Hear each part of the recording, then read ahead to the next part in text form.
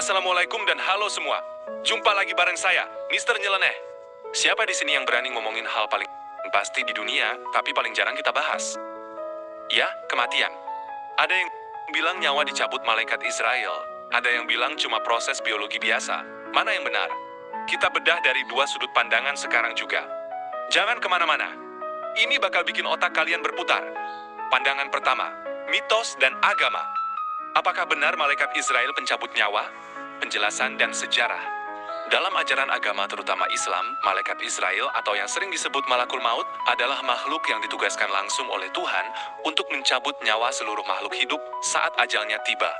Sejak sebelum manusia diciptakan, Israel sudah dipercaya menjalankan tugas ini, dan tidak ada satupun yang bisa menunda atau mempercepat kematiannya. Prosesnya pun berbeda. Bagi yang beriman, nyawa ditarik perlahan seperti setetes air keluar dari kantung kulit sangat lembut. Bagi yang ingkar, dicabut dengan keras menyakitkan. Kematian di sini bukan akhir, melainkan pintu pindah dari dunia sementara ke alam kekal, melewati alam barzakh sebelum hari kebangkitan. Analogi. Bayangkan rumah yang ditinggali penyewa bertahun-tahun. Ketika masa sewa habis, pemilik rumah mengutus kurir untuk meminta kunci kembali. Badan itu rumahnya. Nyawa itu penyewanya, malaikat Israel kurirnya, dan Tuhanlah pemilik sahnya. Tidak ada penyewa yang bisa menolak pergi saat masa sudah habis. Tujuan dan manfaat. Mengajarkan kita hidup tidak sembarangan, ada aturan dan pertanggungjawaban. Menenangkan hati, kematian bukan kecelakaan. Sudah ada catatan dan ketetapan. Mendorong berbuat baik, karena cara nyawa dicabut tergantung perbuatan kita sendiri. Pandangan kedua, logis dan sains.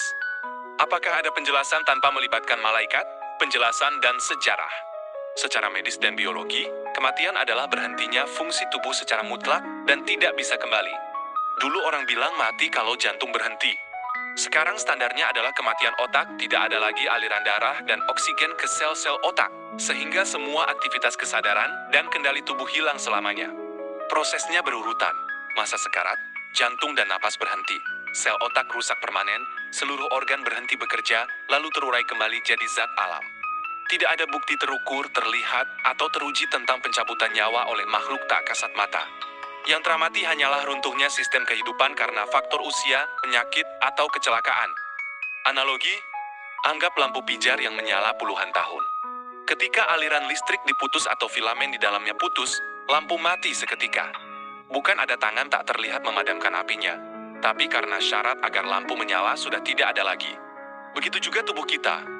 Tanpa aliran darah dan oksigen, mesin kehidupan otomatis berhenti berputar. Tujuan dan manfaat.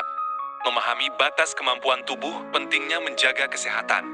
Membantu pengobatan, perawatan akhir hayat, dan aturan hukum kematian. Mengajarkan siklus alam, makhluk hidup lahir, berkembang, dan pasti berakhir kembali ke alam. Terus mana yang benar? Kesimpulannya, dengarkan baik-baik. Agama dan sains itu bukan musuh, tapi bicara bahasa yang berbeda. Agama menjawab, kenapa kita mati dan kemana kita pergi? Sains menjawab, bagaimana proses tubuh berhenti bekerja? Mungkin saja saat jantung berhenti, napas hilang, dan otak mati di saat yang sama sesuatu yang tak terlihat oleh mikroskop sedang berpisah dari jasad.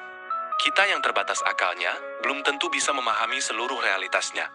Yang pasti, kematian adalah kepada kita semua. Tidak peduli kaya miskin, pintar bodoh, semuanya akan merasakannya. Sekarang giliran kalian. Kalian lebih condong ke pandangan yang mana? Atau kalian punya pengalaman atau pendapat lain? Terangkan di komentar sekarang juga. Jangan cuma diam, mari kita diskusi bareng Mister Nyeleneh. Kalau kalian suka pembahasan begini, tekan tombol sukai, bagikan ke teman-teman, dan subscribe supaya nggak ketinggalan konten seru dan nyeleneh lainnya. Sampai jumpa di pembahasan berikutnya. Jaga diri dan siapkan bekal sebelum pulang.